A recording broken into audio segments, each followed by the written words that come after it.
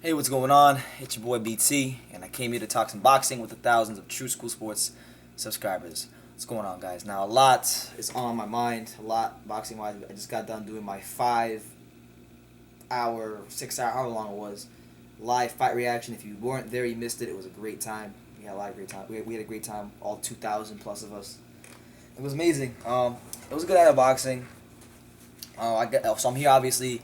This is my post-fight review video for Golovkin versus Daniel Jacobs, and I'm also going to talk about Roman Gonzalez as well, which is going to piss me off. So if I get a little animated, you know why. But we'll start with Roman Gonzalez fight. It was a good fight. The Thailand guy, Wang Viasi, or how you say his name.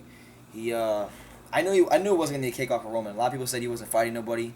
A lot of people said the dude was a chump. The dude was the fourth ranked fighter by Ring Magazine. He gave Quadras all he could handle a couple years ago, and he's known as one of the hardest punchers in the division.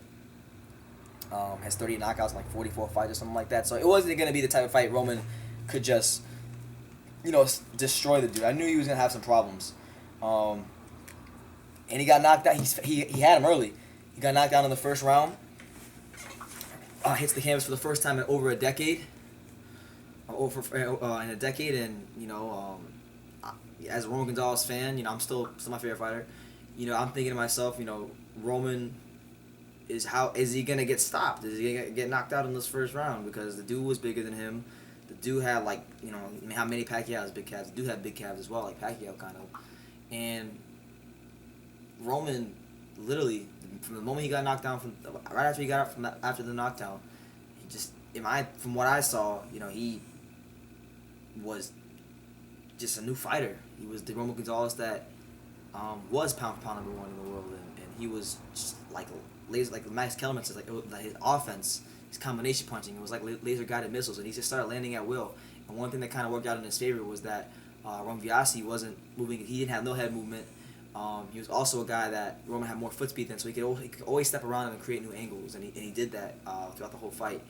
Now, one thing that I feel helped Roman Viasi was the fact that the cut over his eye, over Roman Gonzalez's eye, came from not a punch but a clash of heads, and it helped him out. I think it influenced the scoring, because there's no way you could tell me Roman lost that fight. Okay, the knockdown, that's 2 points right there. Roman's already down 2 points before the first round even ends. But rounds 2, 3, 4, 5, 6, like he literally strung together at least 3 or 4 rounds in a row, and he was putting rounds in the bank, and he was landing some really, really hard and effective shots. Hurt Ron Biasi multiple times in the fight. So I thought, me personally, I thought once the fight was over, I thought 7-5 was a fair score.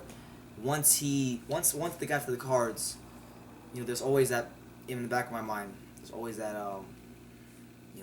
there's always stomach cabinets boxing. But I thought, with the Quadras fight on the table, with Quadras potentially being able to have that rematch, and that be a good money fight for both of them and HBO as well.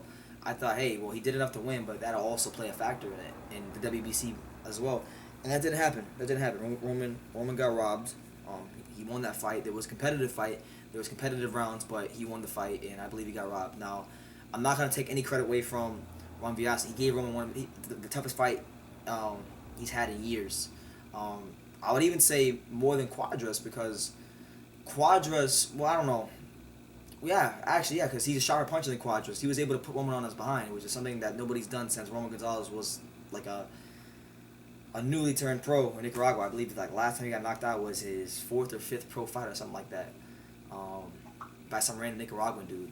And since then, he's a very tight defensive fighter in the pocket.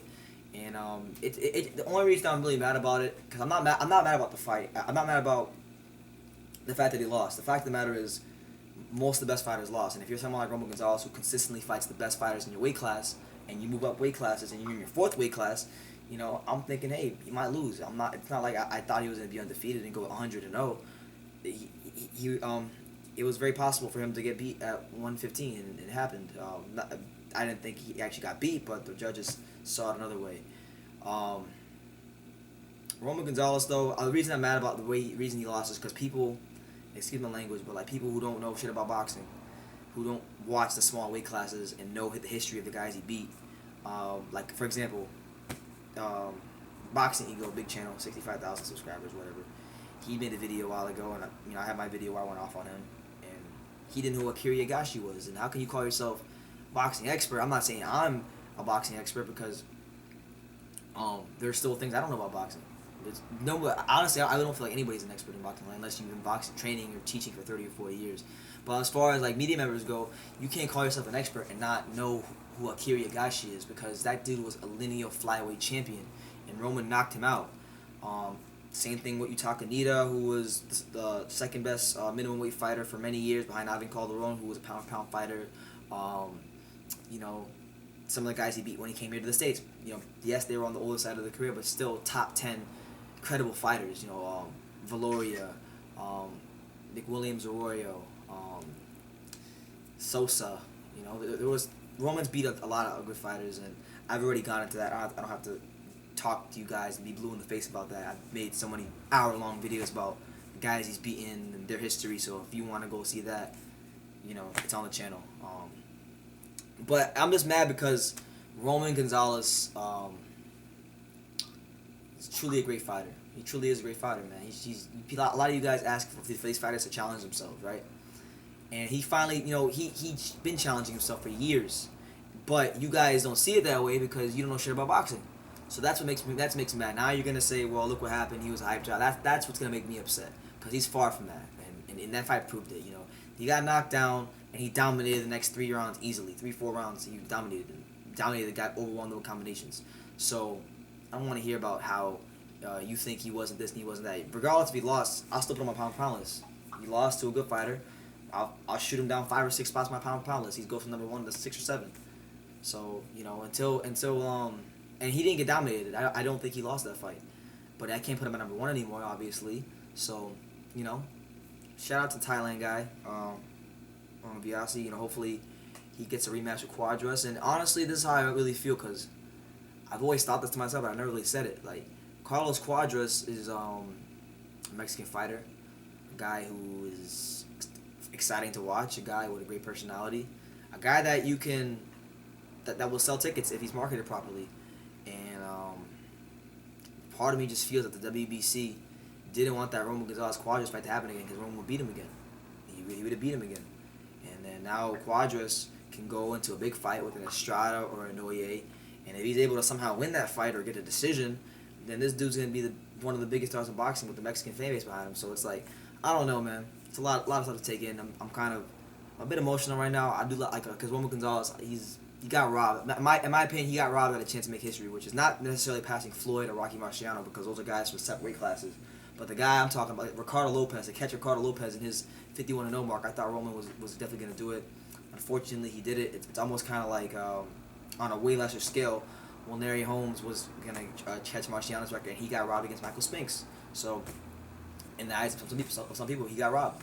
And those are controversial fights. So, with that being said, man, you know, Roman Gonzalez is still one of the top best fighters in boxing, and it was a great fight.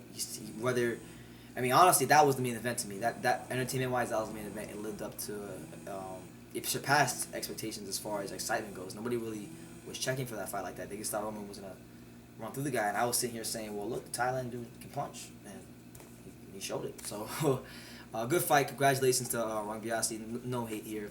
Now, as far as main event, Golovkin Jacobs, man, what a fight. Now I gotta come out and I gotta be humble myself, because, you know, when it comes to boxing, sometimes a lot of egos involved, and you know, people can be wrong about things and not be able to admit them. But see, that's the difference between me and a lot of channels. I can admit things when I'm wrong. I made a video in December, I believe December 22nd was the date, when this fight first got announced, that Daniel Jacobs, based on, you know, his previous fights, getting knocked down by pillow punchers and guys that don't have any punching power, I made a video basically saying that he didn't have any chance against Golovkin. And that was wrong. But that's how I felt at the time, so I made it. You know, that spoke my mind. But he fought well tonight. He boxed very beautifully, as far as, you know, losing his lateral movement. You know, he used his size advantage against Golovkin. I thought he's fought an intelligent fight. Obviously, he got caught with some shots, but, you know, that's boxing, so that happens sometimes. So he got caught with a shot. Golovkin was still able to land and do some good work, but I gotta say, man, And this is going to be another video. I don't want to get into it now, but I will later on in the week, because the whole IBF second day weigh-in thing, we had it with the Mew fight. Now we had it with this fight. That weight might have saved him from getting stopped and getting knocked out by Golovkin. But regardless of the fact, I had questions of his chin. Many of us had questions of his chin, and he was able to withstand the punches, so you got to give him his credit. And not just that, he stood there, and he traded with Golovkin at times. He fought out of the southpaw stance, which I thought was really stupid due to the fact that he was going to open himself up for right hands. But he proved me wrong tonight. And whether you think he won or he lost, you got to give him his respect. I mean, he's the first man to go 12 rounds with Gennady Golovkin in 23 fights. So many top 10 middleweights have went 12 rounds, have got stopped by Golovkin. Martin Murray, Daniel Gio, Rubio. You have a lot of guys. Kell Brook also got stopped recently. A lot of guys just get knocked out by that good, and he runs them right over. But not Daniel Jacobs. So you gotta respect him off that alone, whether you think he won or lost. And I can eat some crow, and I can humble myself, and I can say, look, I didn't give him a chance. I gave him a proper chance. He went there and he showed me that, hey, not only am I here, but I'm here to win and I'm here to fight, and all credit goes to him. Now, as far as Golovkin goes, he's beginning to look older and older with each fight. Did he land some sharp punches on Daniel Jacobs? Absolutely. Did he still get a knockdown on the fight? Yes, he did. He still did that. But he is beginning to look a little vulnerable, and I do think Father Time is creeping up on him. So that Canelo fight has to happen in September. Do I still think he'll win? Absolutely, I'm picking him. But Jacobs kind of and Canelo can't do what Jacobs can do, because Canelo doesn't have the foot speed, nor is he. Well, I won't say he's not as big, because he rehydrates pretty big, but he doesn't have the foot speed or the athletic ability with Daniel Jacobs, so he can't do what Daniel Jacobs did against Golovkin. But I still want to see that fight. Honestly, personally, I would rather see the Jacobs-Golovkin rematch. I think there's still a lot up in the air. Whether you think Golovkin or Jacobs won, it was a close fight. It really was a close fight. The knockdown might have been the difference. The knockdown probably was the difference, because if Golovkin doesn't get the knockdown, I feel that Jacobs probably would have won the fight. But all credit to him, man. Like I said, I'm gonna say it again. I give him a proper chance. Dude went out there, and he represented very well for his hometown of Brooklyn, and he deserves any big fights he gets in the future. He deserves them, man, because we saw what Golovkin did to guys like David Lemieux and just some of the top middleweights in the world, and made it look relatively easy. So anytime you can do that, you deserve credit. And I would like to see Jacobs, if he can't get a Golovkin rematch, I would like to see him fight David Lemieux. I think that'd be a good fight, just because both those guys are guys who have now lost to Golovkin. One guy got embarrassed by Golovkin. The other one is probably giving the best account of himself of any one of the guys Golovkin's lost to. So that'd be a good fight. If Jacobs can do what he did in this fight against Lemieux, I would actually be interested to see that, because Lemieux is not as multifaceted as GG. I actually probably pick Jacobs in that fight. But it would be a good fight, because Lemieux always has that great equalizer, which is his power. He's one of the most explosive punchers in all boxing. You guys saw with the Curtis Stevens knockout. So overall, good night of boxing. Honestly, between the Everton game today, that was earlier, or yesterday I should say now, because it's late here. The Everton game, the stream, now making this video, I'm tired. So if my voice seems a little hoarse, or I'm tired, it's because I am. And I've had a good night, I've had a good day, and I just hope that whether or not you thought Golovkin or Jacobs won, that you give both guys their credit. Golovkin is still slightly better than Jacobs. Jacobs is a lot better than myself and a lot of other people want to give him credit for. So I can actually humble myself and say that I hope a lot of you guys in the YouTube world who, like myself, didn't give Jacobs a proper chance can also do the same thing. I highly doubt that a lot of you will, but at least I am. So credit to Daniel Jacobs, credit to GGG, good fight. As for Gonzalez, I know a lot of you guys don't know shit about the small weight classes, and that's okay. I don't expect you guys to know as much boxing as I do, but just go do some homework. That's all I'm gonna say. Just go do some homework, man. The dude is a future Hall of Famer. You might think that's crazy, but he is, and he'll still be around. He'll still be in big fights.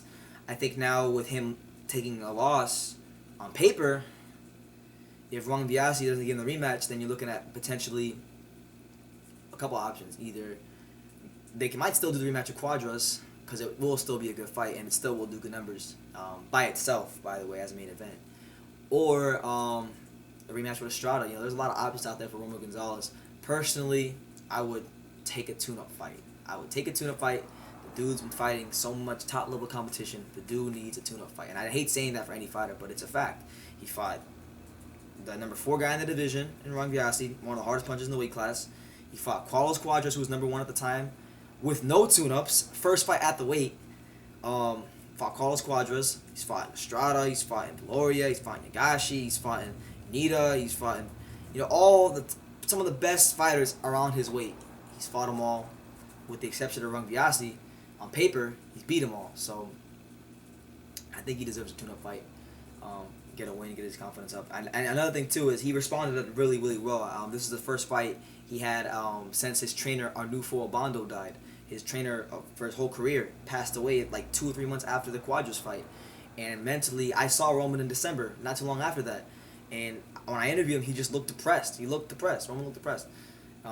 Which is why I was kind of disappointed in our interview, because usually when I see Roman on TV, he looks all happy and stuff. But when I interviewed him, he was all depressed. That kind of disappointed me. But he responded really well, and he fought like a true champion. And I think, him, his team, they had nothing to hang their head on. It's just boxing, man. It happens. It's like life, You sometimes you feel you did enough, and your best just wasn't quite enough on the night. And that's what it was. Hopefully, people can call it out for what it was. It was a good fight. It was a competitive fight, but the wrong guy did win. So I'm going to leave it at that. I guess I'll get my little thoughts on the Cuadras fight. Cuadras fought Carmona. He boxed smart, used what he had, his speed, his leg speed, his hand speed, and he was able to do what he needed to do, and that's what it is. I really don't want to talk, guys. I've talked enough. But that's my post-fight review. So give Golovkin and Jacobs the credit. They're both top-class middleweights. Did a great service to boxing tonight with the fight, and the way they acted in the pre-fight hype, was gentlemanlike, and Romo Gonzalez, still, regardless of what you want to say, a Hall of Fame fighter, A-level fighter, and one of the best flyweights in the history of boxing. So I think with that being said, I'm going to see a lot of disrespectful videos coming out. That's what I'm expecting. The YTBC. Not everybody, but a lot of you guys, the fact of the matter is, and I hate saying this, but the fact of the matter is you guys just don't have, any integrity. So hopefully I'm wrong, royally wrong again. I would love to be royally wrong in this situation, but I'm pretty damn sure I won't be wrong in that case. So that's what it is. That's my thoughts. Let me know yours in the comments. Take the time to subscribe, all that good stuff, and yeah, whatever.